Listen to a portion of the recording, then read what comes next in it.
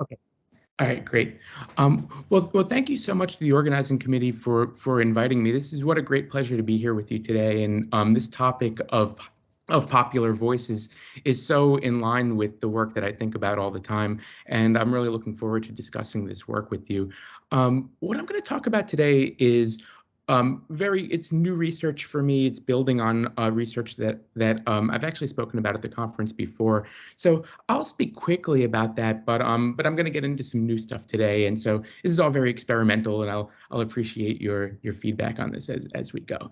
Um, just as a way to get started, as I mentioned, I'm the co-director of Pen Sound, which is the world's largest archive of poetry recordings, specifically of poets themselves reading their work.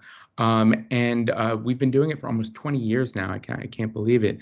And we have recordings reaching back to 1913. Actually, our namesake of the conference here, Guillaume Apollinaire, as Anne-Sophie mentioned before, reaching through recordings that we made, just this month at the University of Pennsylvania. And my own work is around editing very early sound recordings and adding them to the archive, contextualizing them, doing work like that. And just to give you a sense of the scale here, we see about 2.5 million downloads per year. We have 60,000 MP3 files, 1,000 video files, and 6,000 hours of audio. And it's all freely available on the web. Anybody can download it. We want you to download it. We don't want you to stream it. We want you to have your own copies of it. We believe that the more copies there are of things, that's the way that you preserve things. So we see a very global audience to Pen Sound because of our commitment to accessibility of the materials. And Pen Sound is one of a number of audio archives of poems that are kind of proliferating in our current moment. The Library of Congress here in the U.S. Has its collection. Abigail Lang and Céline Pardo, Michel Murat in Paris are working on Archives Sonores de la Poésie, which is also an incredible conference, which I highly recommend.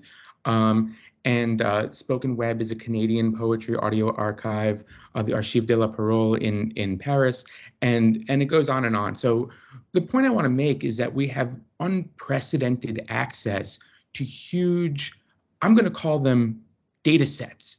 I'm going to call them corpora of files that can be accessed in different ways. Of course, you could approach these through close listening and listening to them for research or edification, but I'm very interested in what happens when poetry audio becomes data, when it becomes something that we can use to machinaire, as it were. We could plot it, working through it in different modes. And there have been several.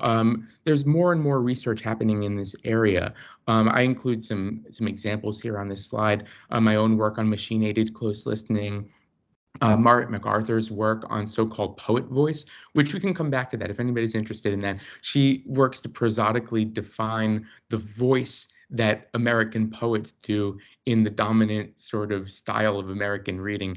It's just an incredible article that was in the PMLA. Mark Lieberman's work, and Tanya Clement, who is a great influence on me. Tanya coined this term distant listening, which is about using machine listening to listen to thousands of hours of audio in a short period of time and answering questions about archives at scale. Do female poets receive the same amount of applause, less applause, or more applause than male poets at any given moment in time? Or can we learn anything about how funny a poet is by how much laughter is in their recordings in the archive as identified by the machine? We couldn't possibly hope to listen to this many hours of materials as humans operating in real time, but the machine can. So that kind of work in distant listening is what a lot of my work is based on. And this just kind of sets the background for the talk that I want to do today. So and so my work up until now has been around, I'll say more about this, but can a machine be used to identify genre in poetry recordings? This has been done with music, right? Like a machine can be used to identify, is this rock or is it blues or is it rap, with a very high degree of accuracy. But when it comes to spoken language, we don't really have the same notions of genre, and I'll talk more about that. I was interested in sermon poems, poems that sounded like sermons, and could the machine be taught to locate poetry that is performed in the manner of a sermon? And could it do that based on the pitch, duration, pauses, tempo, these questions of prosody in the performance? So this talk kind of departs from that question of, can a machine identify genre in spoken recordings? And the answer is going to be, I don't know. But I don't want to ruin the talk. Spoiler alert. The answer is I don't know. But we'll see. We'll see what happens.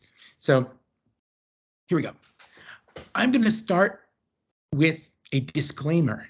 I want you guys to know what to expect from this talk. I don't want you to be disappointed at the end. So I'm going to start with my disclaimer, which is, okay. I want to start with a disclaimer or a sort of content warning about this talk. In this lecture, you will find no thesis. I have no argument. In fact, I rarely have an argument. A lot of people say I'm a very agreeable guy. You will find no solutions in this talk, only problems. You will not come away from this talk knowing how to do anything, or with any simple message you can describe easily to others. It's even arguable whether I, that is the person speaking to you, am using my own voice. I mean, what does it mean to own a voice anyway? Aren't I an amalgam of all of my life's experiences? And if so, why should my voices be any different? In my voice, you might hear the resonances and regional speech sounds of my parents' New York City in the 1950s and 60s, filtered through my own time living in New York in the 1980s. You might hear the influence of my teachers, my mentors, those I consider to be models of giving academic lectures. You could hear the genre of the video conference, Microsoft Teams, as it were, the kinds of lilts and pauses endemic to this medium, uncertain of whether you can hear me or if my mic is even on. Is my mic on? Can you hear me? I guess I contain multitudes, or there are multitudes of eyes. Either way is fine for us. In any event, my goal today will be to present to you a problem and an opportunity devoid of any conclusion. The topic is simple. We have greater access than ever before to recordings of poets performing their work. But what exactly is recorded in this audio? Or put another way, who exactly is recorded? If the I speaking to you right now, that is, the entity that you recognize as Chris Mustazza, is plural and myriad, then why should the poets we hear in these recordings be any different? If anything, considering the voices they do as part of their performances is even more complicated than parsing everyday speech. Let me back up for a minute. Those of you who have been attending the conference for a while may have seen me speak about my work to locate instances of the sermon in poetry recordings. That talk and this one are premised on the idea that modernist poets often structured the soundscapes of their poems after what I term apposite sonic genres. We are so used to thinking about poetry as writing, as classifying it as such, that scholars often neglect how sound recordings of poets might offer alternative classifications.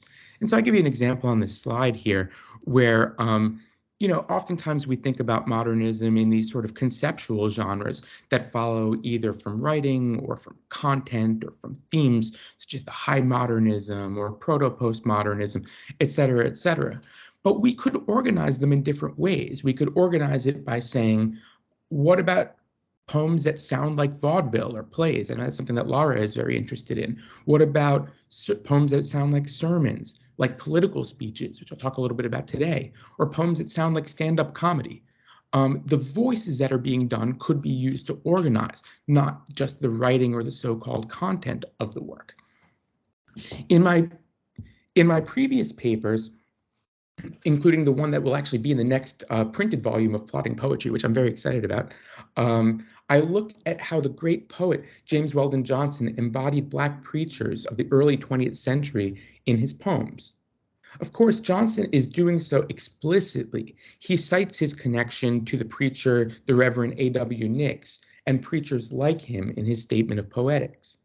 But what about performances where the sonic reference is not given so plainly? We can definitely use our ears to say, this performance sounds like an ad, a political radio speech, a comedy monologue. For example, we can hear the form of stand-up comedy in Louise Bennett's devastating anti-colonial performances, and we can hear the sounds of Italian fascism in the speech cadences of F.T. Marinetti's Italian futurist manifestos. That is, in all of these cases, the poets are doing voices, namely voices shaped on genres recognizable to an audience. So in my project, I worked to see if machine listening and artificial intelligence could locate these genres across a heterogeneous poetry audio archive, using what Tanya E. Clement has termed distant listening. Could we, for example, train an algorithm to recognize what the sermonic sounds like, or should I say one particular strain of the sermonic, and locate these instances across a large body of recordings, say across the entire pen sound, all 6,000 hours? The process of doing so involved training a neural network using a corpus of early 20th century recordings of performances, and this is crucial, that identify themselves as sermons. Surely, if the label on the records said that they were sermons, they must be sermons, right? They must be a fixed reference point that we could use to train the machine. Or could it be that the preachers recorded on these records were themselves doing voices? And if so, how can we train the algorithm to locate the one that we want? You see the problematic that's taking shape. In training a neural network with examples of speech, we cannot know what facets of the speech the network is matching on, and whether those are aspects of a sermon or something else. Regional speech patterns, for example, or even a voicing that is shaped by the preacher attempting to project his voice to reach the back of the church. The same considerations apply if we attempted to write a supervised learning algorithm, where we would pick out what, to our ears, makes these recordings sermonic, describe it empirically, and write an algorithm to locate it. In both cases, we're dealing with a moving and morphing target. So we started with a simple question.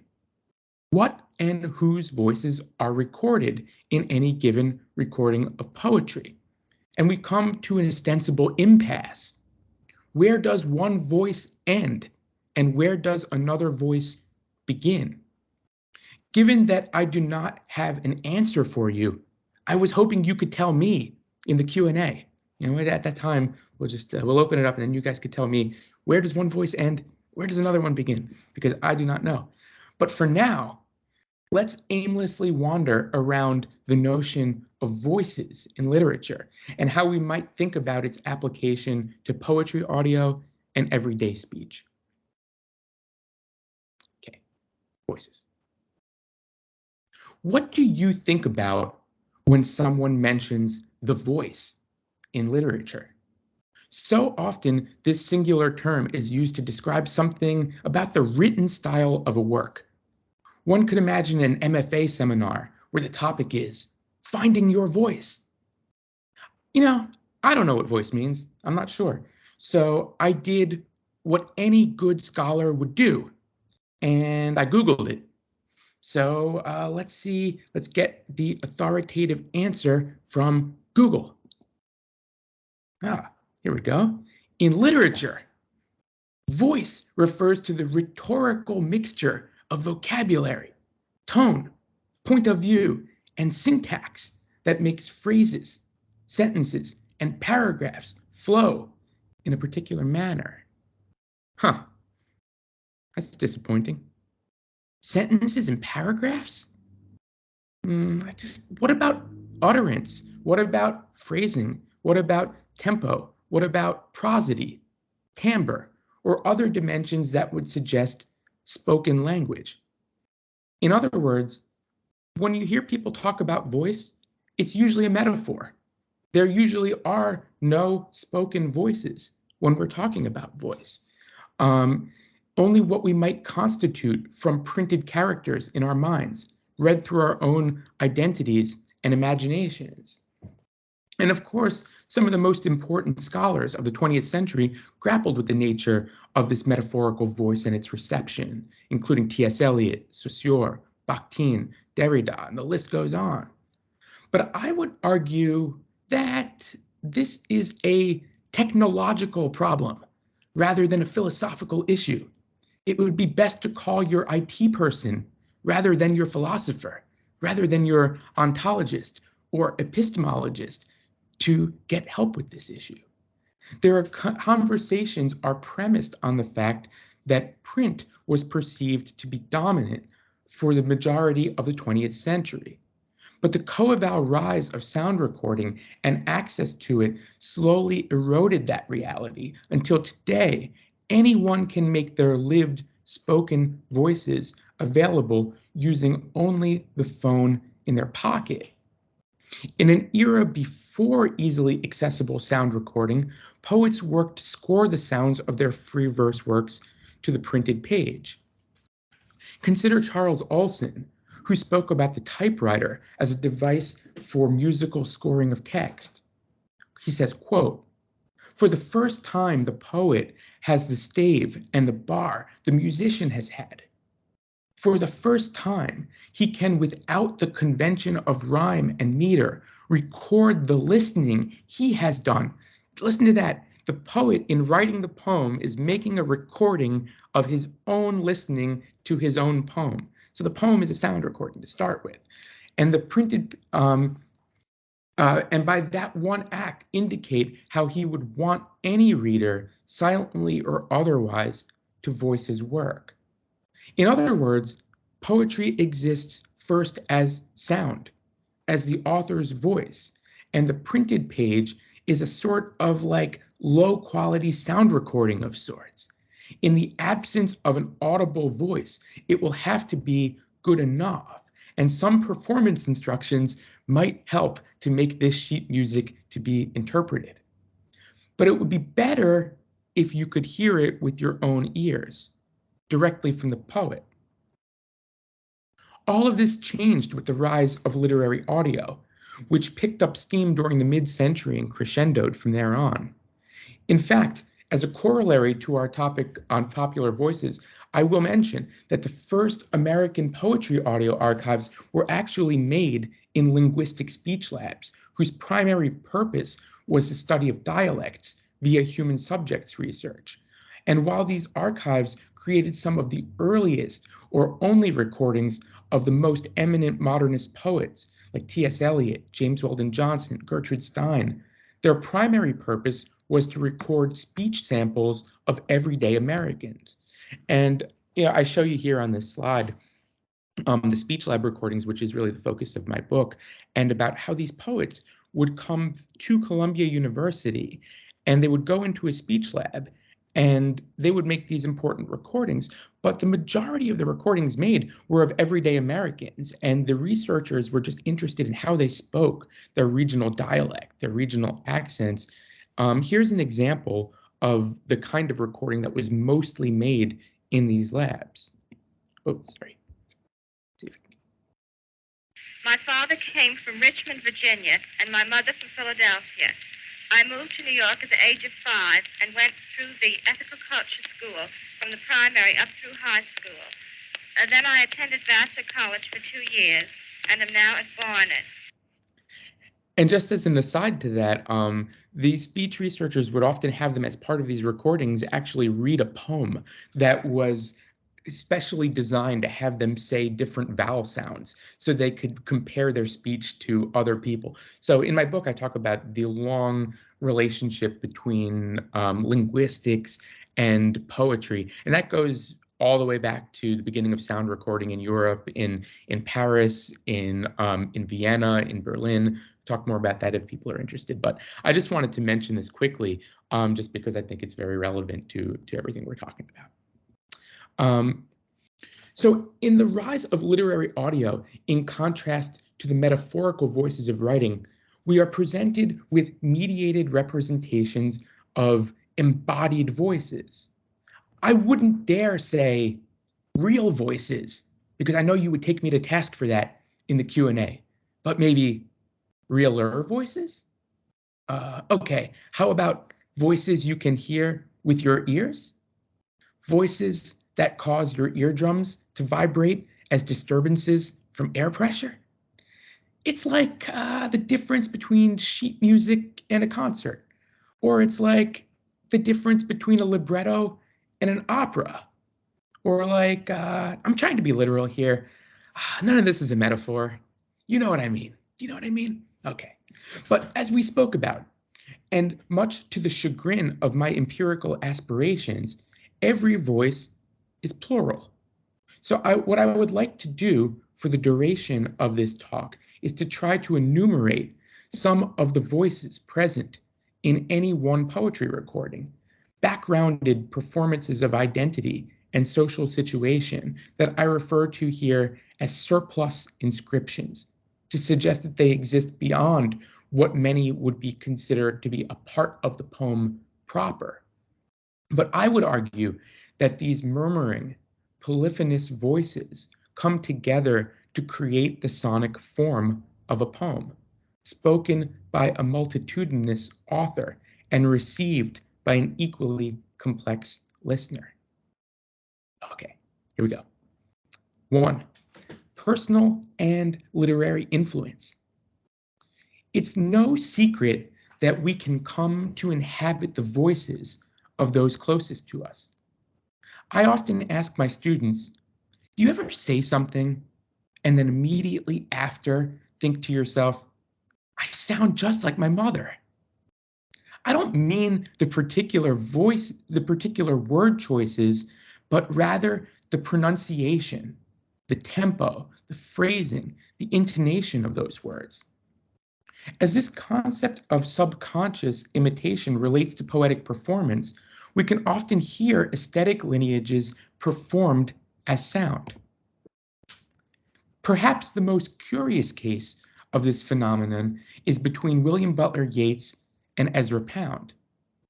A young Pound was Yeats's secretary and poetic admirer. Of course, it makes sense that some of Pound's performance techniques might derive from Yeats.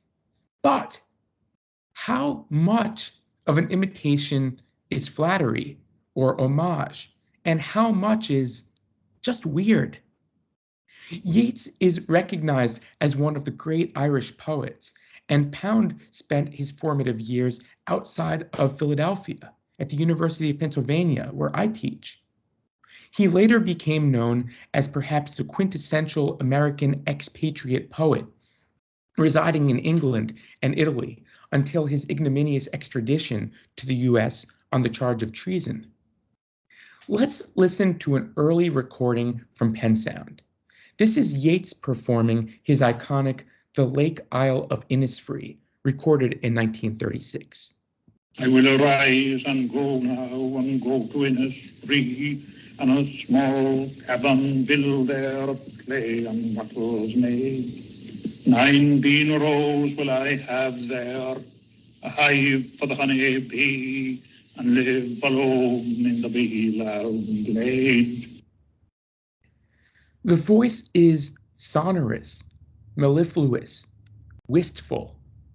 It extends the content of the poem, which is about Yeats's memories of his childhood home.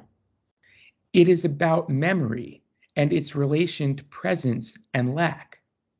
The performance does not sound modern, even for its time. Its chanted religiosity connects it to an earlier age of performance. Most importantly, Yeats sounds, well, Anglo-Irish. We can hear the regional speech sounds that derive from his childhood home in Sligo and his upbringing in England. One of the distinctive characteristics of his speech is the rhoticity with which he rolls his R's. It is indeed uncanny to listen to performances by Pound in relation, such that this recording of Sestina Altaforte recorded at Harvard in 1939. Altaforte, loquitur in Bertrand's born. Dante Alighieri put this man in hell because he was a stirrer up of strife. Judge ye, have I dug him up again? The scene is in his castle Altaforte. Papiol is his jongler, the leopard, the arms of Richard Coeur de Lion. Now, I don't know if any of you have been to Philadelphia, where Pound spent his formative years, but I have lived here for most of my life, and I have never encountered anyone who sounds even remotely like Pound does here. I would say, though, that the resemblance to his Irish mentor's performance is striking. Pound affects a kind of pseudo-brogue, rolling his R's and chanting in the style of the previous generation's poets. Pound's performance style goes beyond homage. It goes beyond pastiche. It drifts into unconscious caricature. We can say without any exaggeration that Pound is doing a Yeats impression, and a pretty good one at that. In fact, I think I actually like Pound's Yeats better than Yeats's Yeats. So what we are hearing is a very specific form of literary influence transmitted through speech, namely between poets who spent time in physical proximity to each other. We can hear the same kinds of influence in so-called literary scenes, where groups of poets who lived near one another come to perform like each other. We could also look at what we might call a case of mistaken identity. The poet Robert Creeley cited William Carlos Williams as one of his primary influences. Unlike Pound's direct relationship with Yeats, Creeley had never actually heard Williams perform, yet he built his own signature performance style based on based on what he imagined Williams to sound like, based on Williams' writing. Here's a sample of Creeley performing what I would call his hit single, I Know a Man. And what I want you to do here is I'm going to play this. Look at the printed version of the poem here to the left, and note how Creeley pauses at the end of every line. The red wheelbarrow. Sorry. So much I know a man. As I said to my friend, because I am always talking, John, I said, which was not his name. The darkness surrounds us. What can we do against it, or else shall we? And why not buy a goddamn big car? Drive, he said, for Christ's sake, look out where you're going.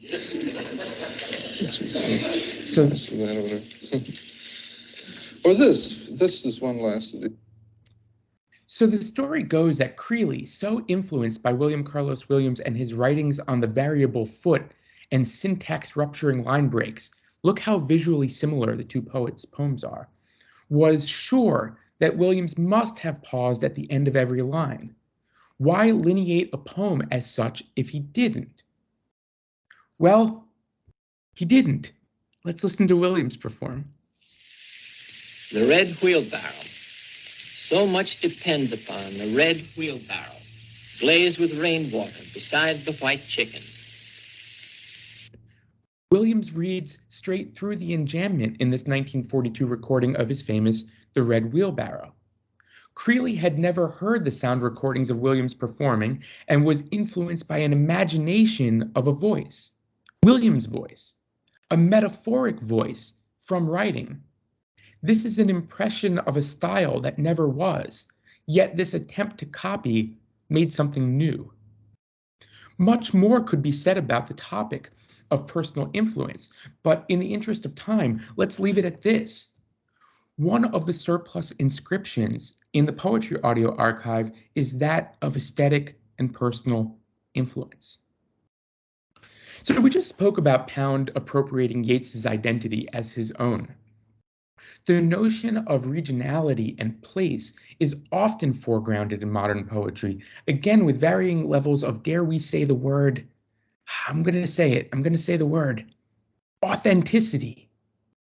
This is to say that poets perform place through the use of regional accents that are sometimes aligned with their own conversational speech and sometimes less so. Sometimes the voices being done are from somewhere else, someone else, varyingly problematic impersonations. One example of this was Robert Frost's association with rural New Englanders. Born in San Francisco, raised in the small city of Lawrence, Massachusetts, and educated at Dartmouth College, Frost's upbringing was not that of a working-class New England farmer, the identity most of his poems would embody. Let's listen to a sample of Frost performing The Code, recorded in 1933 at Columbia University. We saw him out after a while, picking peas in his garden. He couldn't keep away from doing something. Weren't you relieved to find he wasn't dead? No, and yet I don't know. It's hard to say. I went about to kill him, fair enough. You took an awkward way. Did he discharge you? Discharge me? No. He knew I did just right. Frost tells the frame story of a migrant farm laborer recounting to his current employer how he almost killed his previous employer. The oral mise-en-scène is crafted through Frost's application of regional accent, foregrounding the localism of the worker and dampening his accent for his performance of a generic employer. In other words, it's clear that the urbane Frost identifies more with the rural worker than with the bourgeois employer. While there are no recordings of Frost's The Death of a Hired Man, it suggests similar dynamics. And in the recording of his canonical Mending Wall, we can hear Frost doing the voices of two New England farmers. Frost does not seek to mock his appropriated regional accents, but are they his to perform? Performances of the imagined, rural, local, and everyman suffuse poetry recordings, an artifice that yearns for an authenticity, the desire to represent another, to embody a voice that is not one's own. Frost's own New England accent is a voiced identity in the poem, yes, but it is paired with an overdone version of itself. These voices of place are surplus inscriptions to layer on the personal influence and sonic genre. And then finally, 3. Voices shaped by the process of mediation. Finally, another layer of sonic inscription is the way technology or the lack thereof influence the voices we do. The voicing of much contemporary poetry, which is subtle, vulnerable, delicate, is a product of the microphone era, like the microphone I'm speaking to you through. See, I can have this very subtle voice when I do this. The era of so-called electrical recording. The microphone allowed for this understated voice to be captured as audio. Before the invention of the microphone, in the era of acoustical recording, we can hear voices shaped by the need to project the voice. Performers were either accustomed to only live performances without any recording, where voices had to reach the back of a church or a theater, or to very early recording technologies where the performer had to bellow into an acoustical horn in order to be audible. So if you consider the cover to this program, you actually see a version of the acoustical horn I'm talking about, where You really had to project your voice to be audible, but it changed your voice and it changed the sound of the work that you were recording. Indeed, the microphone did not appear in commercial recording studios until 1925 and began its dominance of shaping sound with the crooning of Frank Sinatra, which could be said to be as much the microphone as it was the man. Let's consider the founder of Italian Futurism, F.T. Marinetti, here. Marinetti is most famous for his Futurist Manifesto, which was published on the front page of Le Figaro in 1909. He called for a style of art that rejected everything from the past and perpetually attempted to remake the world anew through the latest technologies. It was a problematic movement, to say the least, but it was influential on so many strains of art, from poetry, through cooking, through fashion, through dance. Marinetti was a bombastic figure, which we can hear in this recording of Definizione di Futurismo. Dell'originalità, dell'ottimismo, a ogni costo l'avvento dei giovani al potere contro lo spirito parlamentare, burocratico, accademico e... He's got a lot of problems with, as we can hear, with bureaucratic and academic entities. So I don't know if Marinetti would like me. I'm worried about it. But the defining facet of this work is Marinetti's characteristically aggressive delivery of his rules for the remaking of art. But it's more than just aggressive. It's shaped, I argue, by Italian political speeches of the time, which were often given live in a piazza and broadcast over the radio across the country and into colonized regions in the north of Africa. It's unclear if these are electrical or acoustical recordings, but even if Marinetti had to project a little for the acoustical horn, his speech is modeled on one of public address. It's as if he is on a balcony, bellowing at his aesthetic adherents below. It's as if he imagines the sonic assault to be cast out onto the airwaves. The imagination of the technology or of its lack makes the voice. Once the microphone became standard equipment for both recording and amplification, its softened sounds became the norm and shaped performances. The deep interiority of so-called confessional poets of the 1950s and 60s was extended and formed through the sound of the microphone. And performers who continued a theatrical performance style shaped around live spaces did so with the knowledge that they were subverting the current standard. Amiri Baraka's poems, Charles Bernstein's, Anne Waldman's, these all call attention to themselves by refusing the sonorous, understated qualities enabled by the microphone. Marinetti was blending a sonic genre, the political radio speech, and the sounds of the technology of reproduction to create his sound. Consider here the contemporary concept, I don't know if you guys know this term, of podcast voice, for any of those of you who listen to podcasts, which is the dominant voicing of podcasts, shaped by both the conventions and the medium of condenser microphones used in the production of the episodes. Turns out that we're not just doing voices, we're doing several of them at the same time. And then I'm gonna conclude here with my in conclusion. We started from the question of how we can empirically describe voices to identify via deep learning methods, and the philosophical question of whose voices were in any given recording.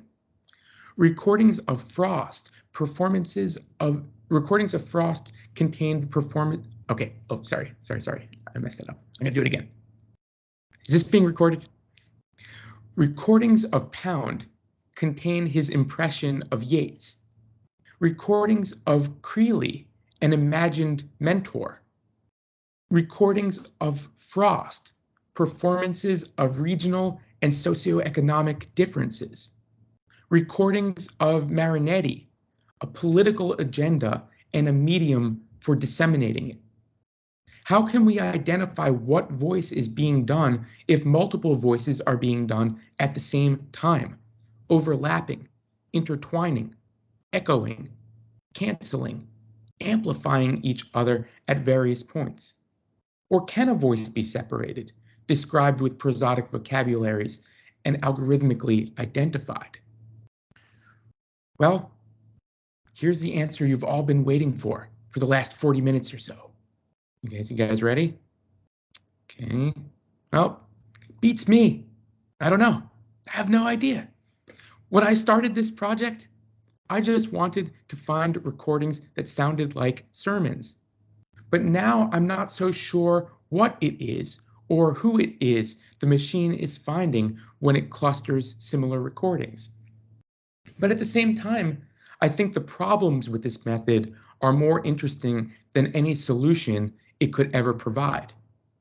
The problems go beyond poetry and speak to everyday speech, to the deep heart's core of identity and malleability. The question is, who are you? That's a plural you. Whose voices are we doing at any given moment? Where did we get them? What makes them us?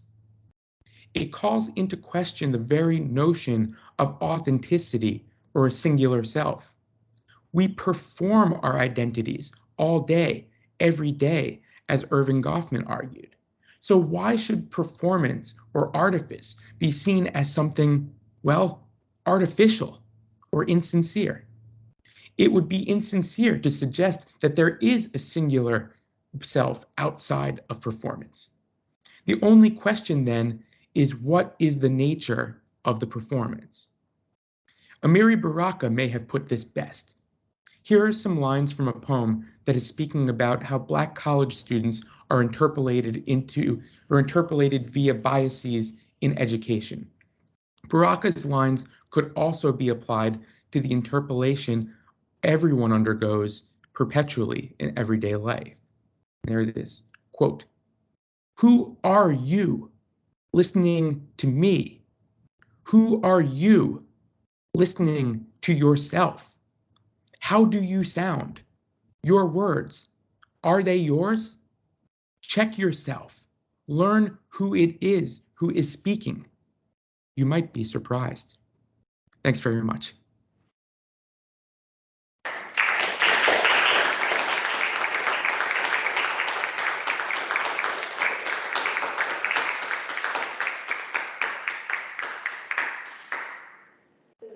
Thank you, Chris, for the very interesting and very thorough introduction of your work, important work. And now it's time for questions and maybe some answers, if anyone has.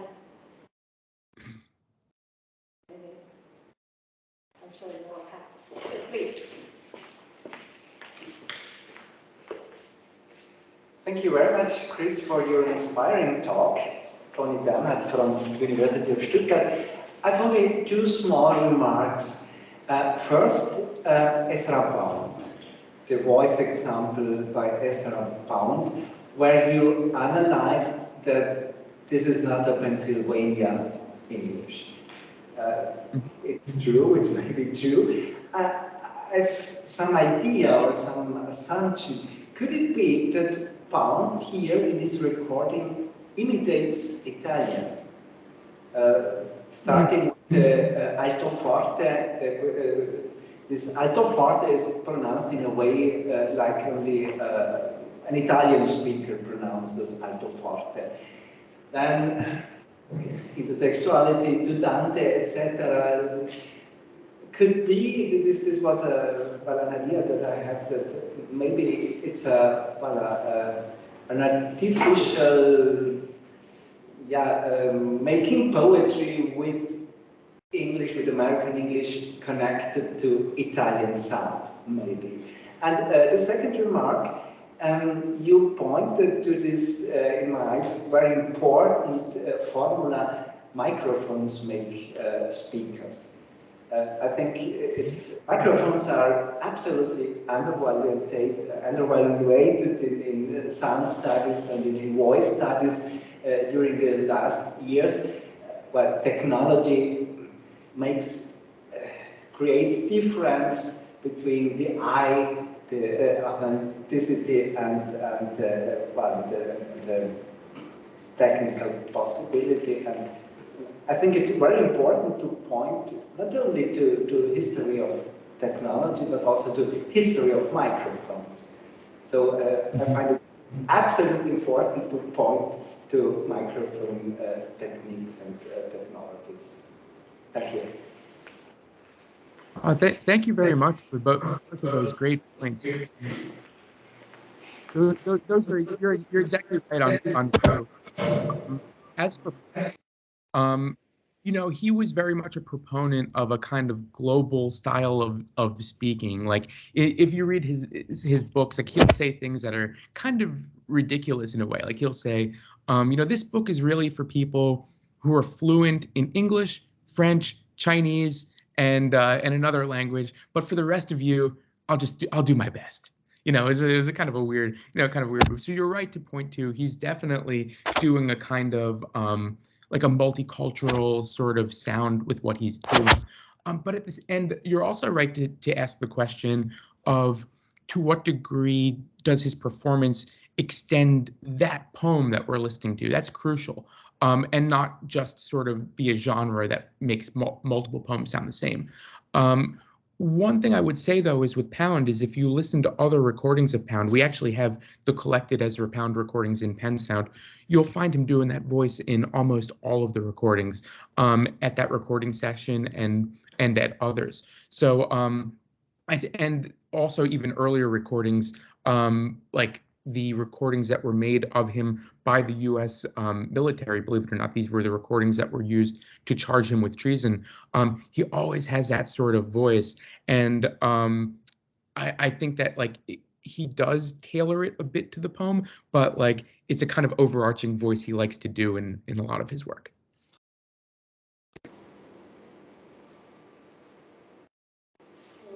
Any more questions? I have one. You mentioned that this machine could possibly distinguish between the genres, but I was wondering if it could be taught to recognize also verse meters and perhaps sound effects like rhyme and alliteration, which are also part of poets' voices, like elements of versification. You mean in sound recordings, not in text, right? I think when we are dealing with such cases as we see in rap poetry, where the rhymes are not I rhymes but ear rhymes, then maybe it would be more efficient than just our analysis that we do. Yeah, it's possible. It's a very difficult problem because so much of rhyme is a psychoacoustic condition. Is like, you know, our minds kind of make the rhyme in certain cases, and it's also it's somewhat rare in a lot of contemporary poetry to have rhymes that are like straight on rhymes. You know, you'll get like words that sort of rhyme, they call them like slant rhymes, right? Or you'll even have especially in hip hop, you'll hear dialect where there's a word play on the dialect in the spoken sound, and these words would not rhyme on paper, but they're made to rhyme in the performance. So I guess the answer is I don't know. It would be cool, but it would be a very difficult problem, I think.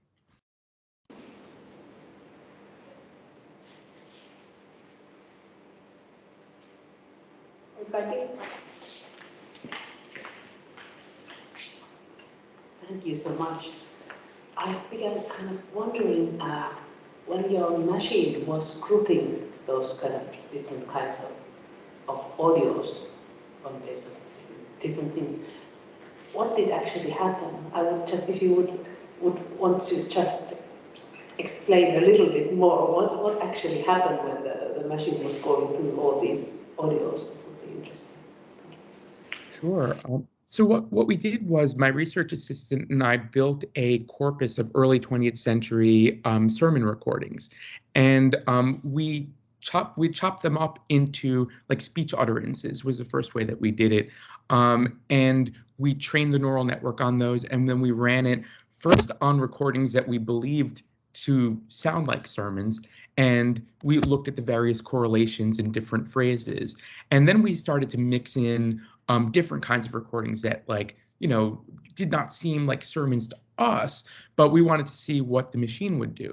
And we got what we found was actually not what we would expect at all, which I think is actually the best kind of project. Like I'm very much against the idea of accuracy in machine learning. I think that, like, if you let go of that idea of accuracy, the machine might be able to teach you something. And so, like, what we were finding were these strange clusters where, like, T.S. Eliot, for example, sounded more like the Black preachers than James Weldon Johnson, who modeled his speech on them. And then we went back and we listened again, and we said, you know what? Johnson doesn't actually sound like the preachers who he says he's performing as. Like, it's way more like literary. It's not like performative. It's not for a congregation, for people who are in the room. So we found a lot of problems, but I think the problems pointed us to different ways of thinking about it. So then we started clustering in, like, I really believe in kind of starting with your ear first. When we did the Johnson work, we did not start with the ear. We started with what he said. So then we started clustering in recordings that to us sounded like poems that sounded like sermons, and we started to find some clustering there. So to answer your question, like, we did not find clean associations, but we found associations that we wouldn't have initially guessed.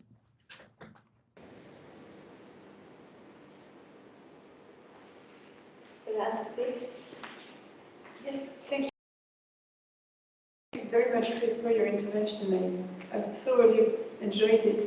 And my question follows on Kathy's question in a way. I really liked the way you showed that you could pick up a sort of metaphoric rendering of what you perceive as a poet's voice, even though you've never heard the poet perform. And that kind of rendering of a specific voice, is that something you've been able to also pick up automatically? I mean, to see, I'm guessing not, but I've tried, I'm not sure I'm expressing myself very, very clearly, but is it something that can be picked up, whether in a number of texts you find patterns that similarly reproduce the sort of expected groupings, word groupings, for instance, of an initial poet, whether or not it matches the way he actually performs his own work?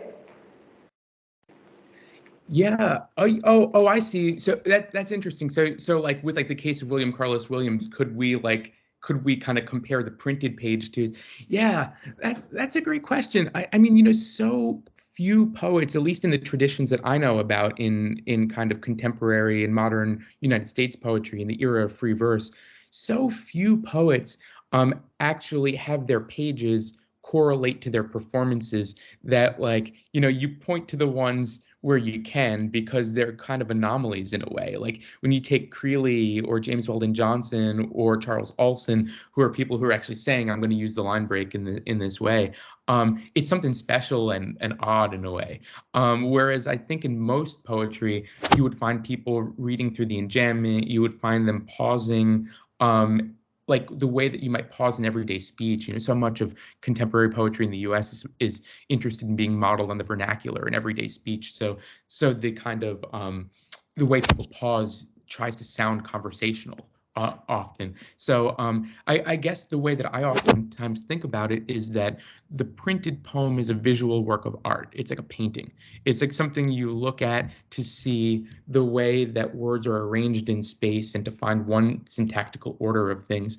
And then the spoken poem is something else. There's a very small overlap of the Venn diagram between the two, I think. But then the spoken poem gives you the sense of how the words exist in space, how they exist kind of in time almost, I guess, as with sound. And that the scholar's job is to take the visual work of art and all of its variants and the performed work and all of its variants and try to kind of like make meaning across this constellation, which I know is a kind of mushy answer to your question, but that's kind of the way that I think about it.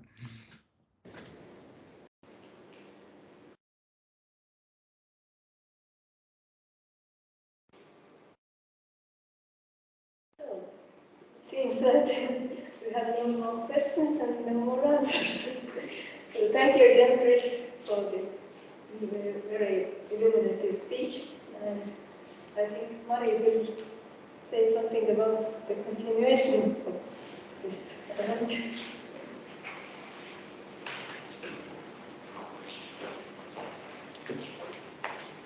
What can I say? Let's go to the backyards and enjoy some food and wine. And then the next conference day is, of course. Thank you.